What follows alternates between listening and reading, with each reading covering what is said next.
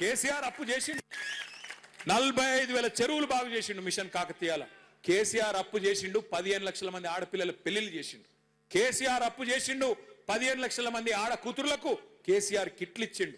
కేసీఆర్ అప్పు చేసిండు 200 పెన్షన్ 2,000 చేసిండు. నేను అడుగుతున్నా రేవంత్ రెడ్డి, నువ్వు వచ్చి 2.5 ఏళ్ళ 4 లక్షల కోట్ల అప్పు చేసినావు. ఎవరికి ఇచ్చినవా పైసలు? ఏ రైతుకి ఇచ్చినావు? ఏ గరీబోనికి ఇచ్చినావు? ఎక్కడ ఇండ్లు కట్టినావు? ఏం చేసినావు? మహిళలకు 2,500 ఇస్తాను, ఇచ్చినవా?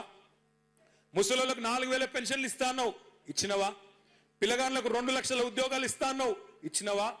4,000 నిరుద్యోగ భృతి ఇస్తా అన్నాడు, ఇచ్చిండా? స్కూటీలు ఇస్తా అన్నాడు, ఇచ్చిండా?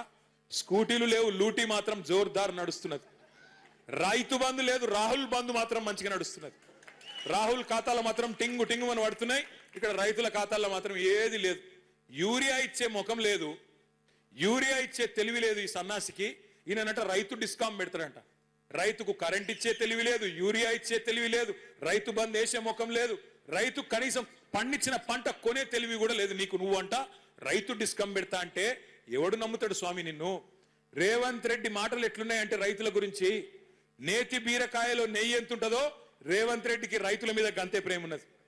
మైసూర్ పాకులో మైసూర్ ఎంత ఉంటుందో రేవంత్ రెడ్డి రైతు డిస్కంలో రైతు గంతే ఉన్నాడు.